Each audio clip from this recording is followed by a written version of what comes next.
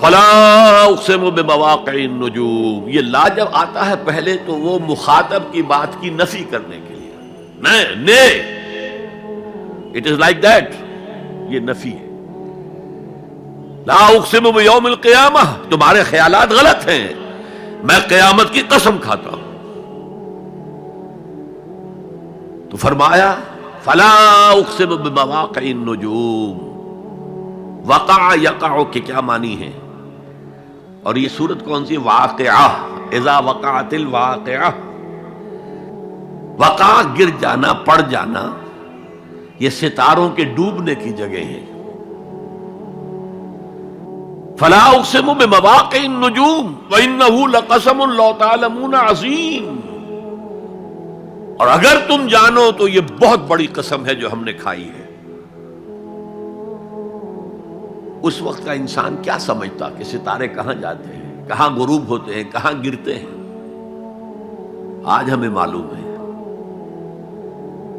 سورہ حامیم سجدہ میں جو کہا گیا ہے سنریہم آیاتنا فی الآفاق وفی انفسہم حتی یتبین لہم انہ الحق، ہم انہیں اپنی نشانیاں دکھائیں گے آفاق و انفس میں، یہاں تک کہ یہ بات واضح ہو جائے گی کہ قرآن حق ہے۔ آج ہمیں معلوم ہے خلا میں بلیک ہولز ہیں، اور یہ بلیک ہولز بڑے بڑے ستاروں کے پچکنے سے، پچک جانے سے پیدا ہوئے، اور جب وہ بڑے ستارے پچکتے ہیں، جو خلا پیدا ہوتا ہے، ویکیوم، اس میں بڑی طاقت ہوتی ہے، اس کے پاس سے کوئی سیارہ، کوئی ستارہ گزر جائے اسے کھینچ لیتا ہے قبر کے اندر۔ یہ بلیک ہولز کا تصور، اسی لیے اللہ نے اس وقت کے لوگوں کے لیے کیا کہا؟ فلا اقسم بمواقع النجوم وانہ لقسم لو تعلمون عظیم، انہ لقرآن کریم، یہ بہت باعزت قرآن ہے، فی کتاب مکنون، ایک چھپی ہوئی کتاب میں ہے، لا یمسہ الا المطہرون، اسے چھو ہی نہیں سکتے مگر انتہائی پاک ہستیاں۔ اس کے کیا معنی ہے؟ پہلی بات تو ہمیں معلوم ہو گئی، مراد فرشتے ہیں، بے ایدی سفرۃ کرام بررہ، اسی کی شرح ہو رہی ہے نا۔ اسی سے ایک فقہی مسئلہ نکالا گیا کہ بغیر وضو کے ہاتھ نہ لگاؤ، لیکن اس کا اصل مفہوم کیا ہے وہ سمجھیے۔ قرآن کی روح تک کوئی نہیں پہنچ سکتا جب تک کہ تزکیہ نفس نہ ہو گیا۔ اگر حب مال، حب دنیا، حب جاہ، حب شہرت، اگر یہ تمام محبت میں دل سے نکل نہ جائیں تو قرآن کی روح تک آپ کی اپروچ نہیں ہوگی۔ مولانا روم نے کہا ہے، اگرچہ ذرا میں سمجھتا ہوں کہ انہوں نے بہت سخت الفاظ استعمال کیے ہیں، ماز قرآن مغزہا برداشتے استخاں پیش سگاں انداختے، ہم نے قرآن سے اس کا مغز لے لیا ہے، جو ایسنس ہے وہ کھینچ لیا ہے، ہڈی کا گودا جو ہے وہ ہم نے نکال لیا ہے، ہڈیاں ہم نے پھینک دی ہیں کتوں کے سامنے جو لڑ رہے ہیں۔ علم کلام کا مسئلہ ہے صفات حق حق سے جدا یا عین ذات، قرآن مخلوق ہے یا نہیں ہے، غیر مخلوق، اور بڑے بڑے ہو رہے ہیں اس کے اوپر، یہ کتے لڑ رہے ہیں ان ہڈیوں کے اوپر۔ ہم نے اس میں سے اصل شے نکال لی، وہ کیا ہے؟ اللہ کی محبت، اللہ کی معرفت، یہ ہے اصل شے۔ ماذ قرآن مغزہ برداشتے استخاں پیش سگاں انداختے۔ تو جب تک انسان کا باطن پاک نہ ہو جائے وہ قرآن کے چھلکوں سے کھیلتا رہے گا، چاہے وہ کہنے کو مفسر ہو، قرآن کے باطن تک کبھی نہیں پہنچے گا۔ فی کتاب مکنون لا یمسہ الا المطہرون تنزیل من رب العالمین، یہ تھوڑا تھوڑا کر کے اتارا گیا ہے رب العالمین کی طرف سے۔ انزال کے معنی ہے دفعتاً اتار دینا۔ لیلۃ القدر میں آیا انا انزلناہ فی لیلۃ القدر۔ رمضان کے بارے میں شہر رمضان الذی انزل فیہ القرآن، باب افعال، لیکن حضور پر ایک دم نہیں اترا، تھوڑا تھوڑا تھوڑا تھوڑا 23 برس میں جا کر اس کی تکمیل ہوئی۔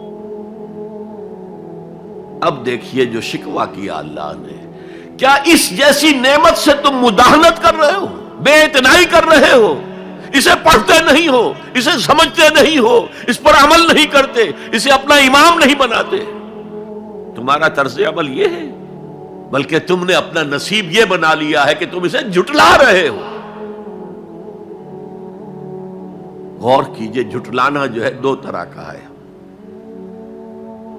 ایک ہے زبان سے کہنا کہ یہ نہیں ہے، کوئی اللہ کا کلام نہیں ہے، یہ قرآن وغیرہ جھوٹ، سب اساطیر الاولین ہیں، یہ محمد نے گھڑ لیا ہے وغیرہ وغیرہ، جھٹلانا ہو گیا۔ ایک جھٹلانا ہے عمل سے جھٹلانا، مان تو لیا اللہ کا کلام ہے لیکن اس کی حرام کردہ شے کو اپنے لیے حلال کیا ہوا ہے۔ حدیث نبوی ہے، ما آمن بالقرآن من استحل محارمہ، اس شخص کا قرآن پر کوئی ایمان نہیں ہے جو اس کی حرام کردہ چیز کو اپنے لیے حلال ٹھہرا لے۔ اس اعتبار سے غور کیجئے، اور اس کی مثال بھی دی ہوئی ہے سورہ جمعہ میں، مثل الذین حملوا التوراۃ ثم لم يحملوها كمثل الحمار يحمل اسفارا بئس مثل القوم الذین کذبوا بآیات اللہ واللہ لا یہدی القوم الظالمین۔ مثال ان لوگوں کی جو حامل تورات بنائے گئے تھے اور پھر انہوں نے اس کی ذمہ داری کو ادا نہیں کیا، اسے قائم نہیں کیا، اس کے احکام پر عمل نہیں کیا۔ جیسے فرمایا ہے سورہ اعراف میں، قل یا اہل الکتاب، کہہ دیجئے اے نبی صلی اللہ علیہ وسلم، اے کتاب والو، لستم علی شیء حتی تقیموا التوراۃ والانجیل وما انزل الیکم من ربکم، تمہاری کوئی حیثیت ہماری نگاہ میں نہیں ہے، تمہارا منہ نہیں ہے کہ ہم سے دعا کرو جب تک کہ تم تورات اور انجیل کو اور جو کچھ نازل کیا گیا تمہاری طرف اسے قائم نہیں کرتے۔ آج اللہ ہماری دعائیں نہیں سنتا، 30 لاکھ جا کر حج کرتے ہیں، دنیا کے حالات میں کوئی ذرہ برابر فرق آتا ہے؟ اول تو حرام کی کمائی سے حج ہو رہا ہے، تو حج ہے ہی نہیں سرے سے۔ جو کچھ کرتے گئے تھے سودی کاروبار وہی آ کر دوبارہ شروع کر دیا، سرکاری ملازم تو جو رشوت پہلے لے رہے تھے اس کے بعد آ کر شروع کر دیا۔ یہ کیا ہے؟ یہ تکذیب بالعمل ہے، جھٹلانا ہے۔ تم نے اپنا نصیب یہ بنا لیا ہے کہ تم قرآن کو جھٹلا رہے ہو، جیسے کہ انہوں نے جھٹلایا تھا۔ مثل الذین حملوا التوراۃ ثم لم يحملوها كمثل الحمار يحمل اسفارا، ان کی مثال ان گدھوں کی سی ہے جن پر کتابوں کا بوجھ لاد دیا گیا۔ مکالمات فلاطوں، گٹھڑی باندھ کر گدھے کے اوپر رکھ دیجئے تو کیا وہ واقعی منطقی اور فلسفی بن جائے گا؟ یہ مثال اللہ دے رہا ہے۔ اور یہ مثال کیوں دی گئی ہے؟ اس آئینے میں ہمیں ہماری تصویر دکھائی گئی ہے۔ تم اگر قرآن کا حق ادا نہیں کر رہے تو تمہاری مثال وہی ہے جو یہود کی تھی۔ بئس مثل القوم الذین کذبوا بآیات اللہ، بری مثال ہے اس قوم کی جس نے اللہ کی آیات کو جھٹلایا۔ تو زبان سے تو یہودیوں نے کبھی نہیں جھٹلایا تورات کو، عمل سے جھٹلایا ہے۔ یہ وہ 5 مقامات ہیں جن میں اللہ تعالیٰ نے خود اپنے کلام کی ثنا بیان کی ہے، تعریف کی ہے، اس کی عظمت کو بیان کیا۔ اب میں آپ کے سامنے ایک حدیث رکھنا چاہتا ہوں، حضور نے کیا فرمایا۔ ایک حدیث سنا چکا ہوں آپ کو، عن عثمان بن عفان رضی اللہ تعالی عنہ قال قال رسول اللہ صلی اللہ علیہ وسلم خیرکم من تعلم القرآن وعلمہ، تم میں سے بہترین لوگ وہ ہیں جو قرآن سیکھیں اور سکھائیں۔ یہ حدیث بڑی عجیب ہے، یہ ترمذی میں بھی ہے اور دارمی میں ہے، اور اس کے راوی حضرت علی ہیں رضی اللہ تعالی عنہ۔ عن علی رضی اللہ عنہ قال، حضرت علی فرماتے ہیں انی سمعت رسول اللہ صلی اللہ علیہ وسلم یقول، میں نے سنا اللہ کے رسول صلی اللہ علیہ وسلم کو یہ کہتے ہوئے، انہا ستکون فتنۃ، ان قریب ایک بہت بڑا فتنہ رونما ہوگا۔ حضرت علی فرماتے ہیں قلت، میں نے عرض کیا مل مخرج منہا یا رسول اللہ، اے اللہ کے رسول یہ فرمائیے اس فتنے سے بچنے کا، نکلنے کا راستہ کون سا ہوگا؟ جیسے آپ بڑے بڑے حالوں میں دیکھتے ہیں ایگزٹ، عرب ممالک میں لکھا ہوتا ہے مخرج، اگر کہیں آگ لگ جائے، کہیں دھواں بڑھ جائے تو نکلو، لال جو روشنیاں ہیں ان کے اندر جو نیچے دروازے ہیں ان کی طرف جاؤ، یہ مخرج ہے جان بچانے کی۔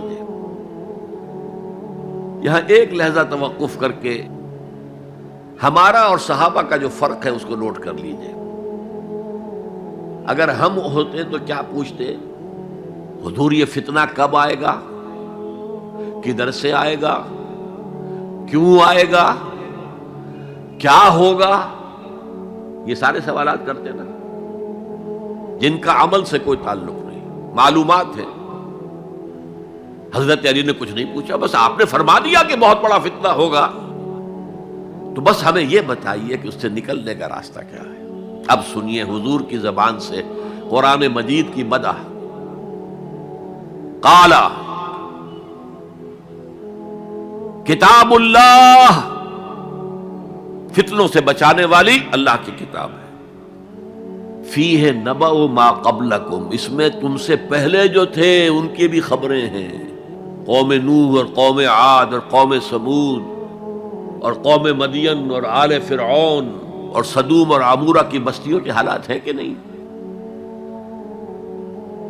وَخَبَرُ مَا بَعْدَكُمْ، اس میں تمہارے بعد جو آنے والے حالات ہیں وہ بھی درج ہیں، ذرا کھدائی کر کے نکالنا پڑتا ہے ورنہ حالات موجود ہیں۔ ایک اوپر کی چیز ہے، سامنے کی چیز ہے، ایک ذرا اندر سے کھدائی کر کے، لیکن یہ کہ حضور فرما رہے ہیں خبرو ما بعدکم وحکم ما بینکم، اور جو بھی اختلافات تمہارے درمیان ہوں گے ان کا فیصلہ بھی اس کتاب میں موجود ہے۔ کاش کہ ہم اپنے مذہبی اختلافات کو رفع کرنے کے لیے قرآن کی طرف رجوع کریں، جو حبل اللہ ہے، واعتصموا بحبل اللہ جميعا ولا تفرقوا۔ تو فرمایا کتاب اللہ فیہ نبأ ما قبلکم وخبر ما بعدکم وحکم ما بینکم، هو الفصل لیس بالحزل، وہ فیصلہ کن کلام ہے، ایسے ہی یابہ گوئی نہیں ہے، یہ قرآن کی آیات ہے۔ انہ لقول فصل وما هو بالحزل، سورہ طارق کے اندر آیا، طارق میں هو الفصل لیس بالحزل من ترکہ من جبار قسمہ اللہ، اگر کوئی جبار شخص اپنی سرکشی میں اس قرآن کو ترک کر دے گا اللہ اسے پیس کر رکھ دے گا۔ وَمَنِ ابْتَغَى الْهُدَى فِي غَيْرِهِ أَضَلَّهُ اللَّهُ، اور جو کوئی ہدایت حاصل کرنا چاہے گا قرآن کے سوا کسی اور چیز سے، اللہ اسے لازماً گمراہ کرے گا۔ کتاب ہدایت تو یہ ہے۔